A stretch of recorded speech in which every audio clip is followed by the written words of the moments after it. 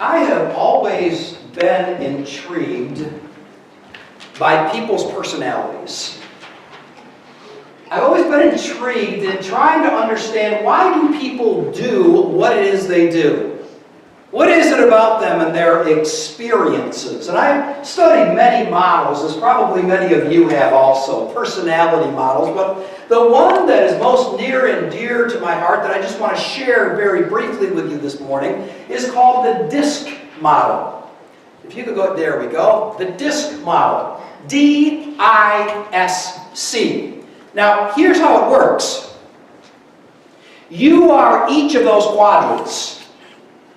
You are part D, I, S, and C, and I'll explain them in a moment. But there is one of those quadrants that speaks to you more than any other quadrant.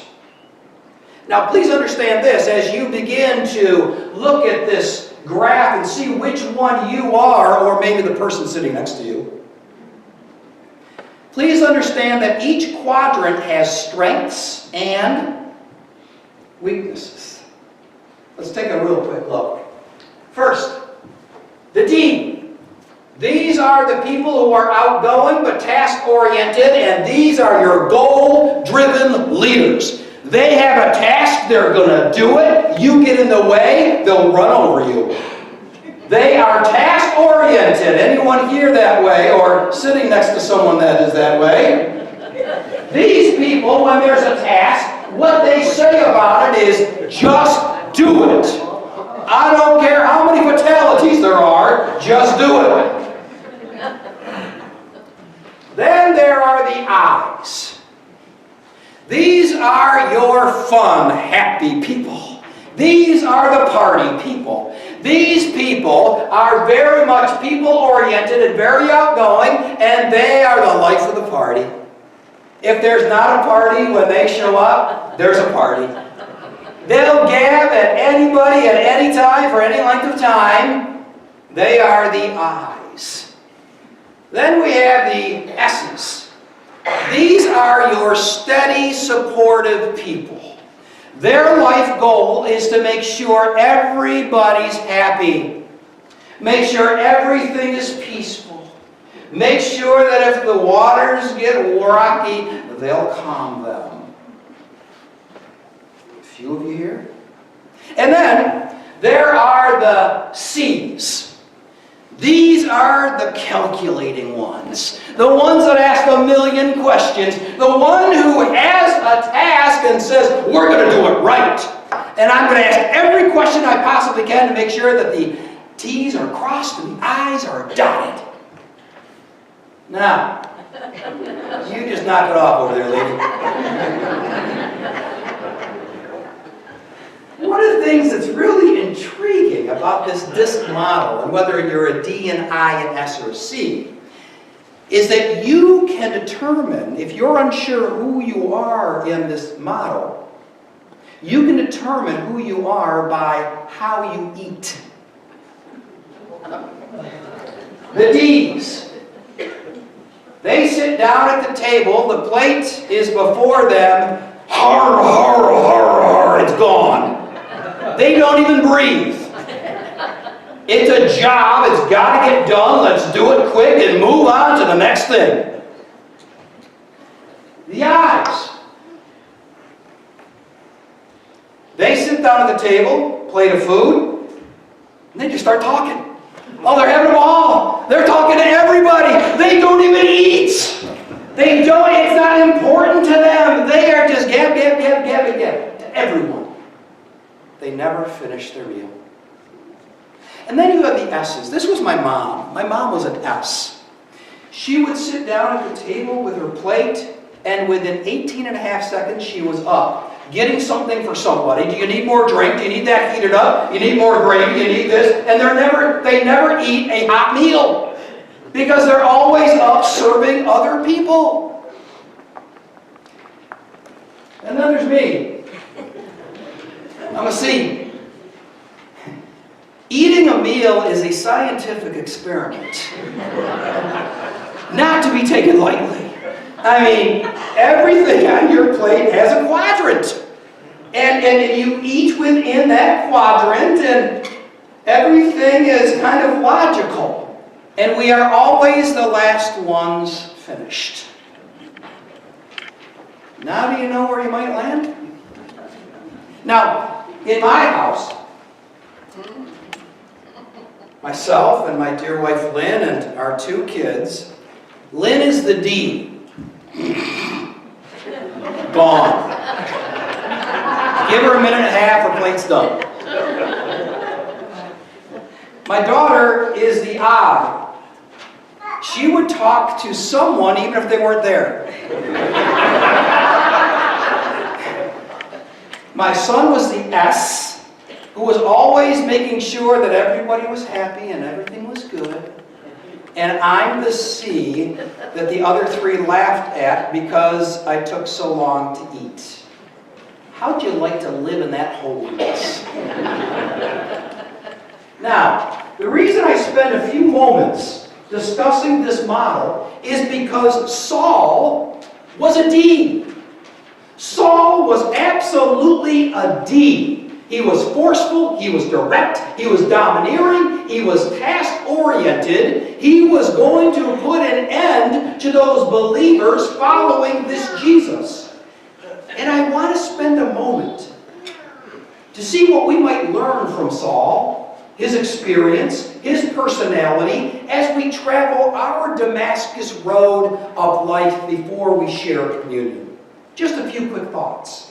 And the first is this, that I'm coming to learn that God works according to our needs. Saul, whose personality, a D, their biggest fear is losing control. So here's Saul, in control of everything, encounters Jesus, falls to the ground, and is now blind. Someone whose greatest fear was losing power was now powerless, and he had to be led by the hand. He was dependent, he was helpless, and reliant, not on his own ability, but on the compassion of others.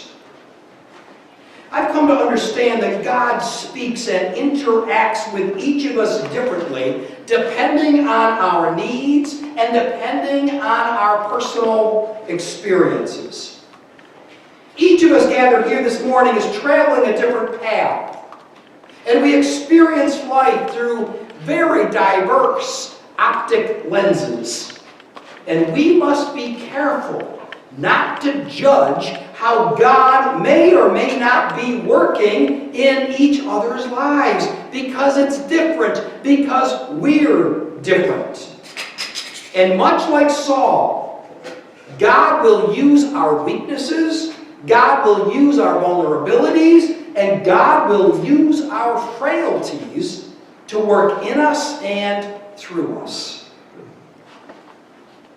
But let's not forget, secondly, that as God works in and through us, through our limitations, through our experiences, that along the way on our Damascus road, God is constantly giving us signs. Now this is good news, because the uneasy truth is I believe there are very few problems in life, not all of them, but very few problems in life that God does not give us some kind of warning. Please get that. That God whispers something to us.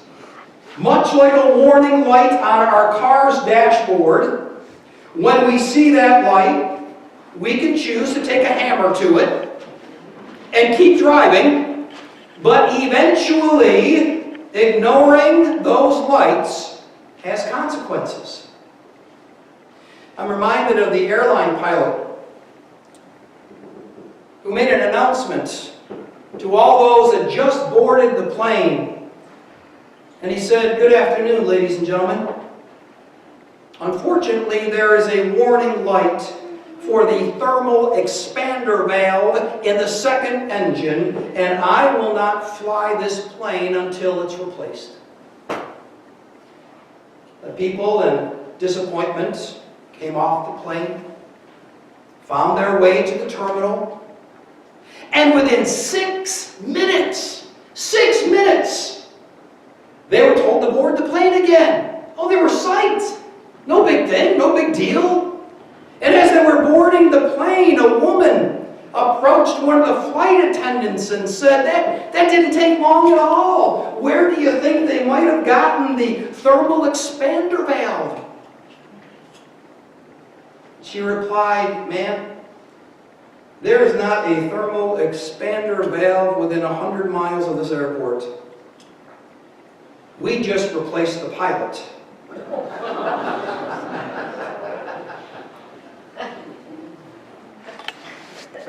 You see, God gives us warning signs all the time. It's what we do with those warning signs.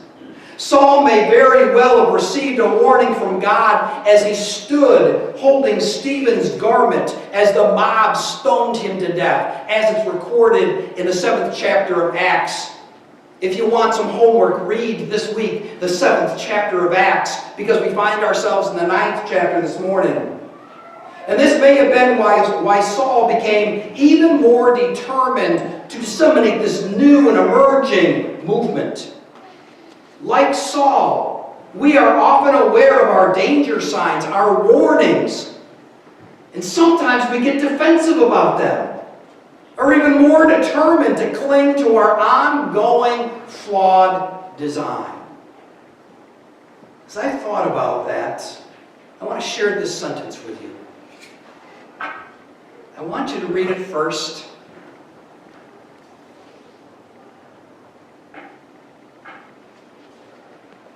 It says, wisdom is often one's openness to the Spirit's counsel, while God shapes our weaknesses into Christ-like strength.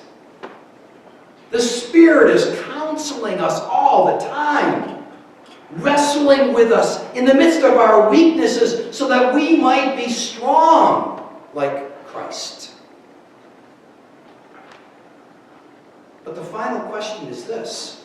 If God is at work in us and through us, working with our limitations, our weaknesses, and if God is giving us signs, the question then remains, will we respond? Will we see it? Paul certainly did. Saul became Paul. And he writes in Philippians 4:13, I can do all things. Isn't that a D? That's a D. I can do all things. But he learned something. Through Christ, who strengthens me. The challenge I pose for us this morning is to begin to uncover how God is working in us and what warning signs might we be missing, might we be ignoring, or even denying. Despite our personalities, despite our life experiences, God is at work within us and through us, shaping us and forming us into the very image of Jesus. But the question is, will we notice? Do we care? And will we respond to become God's desire as we all travel our Damascus road of life?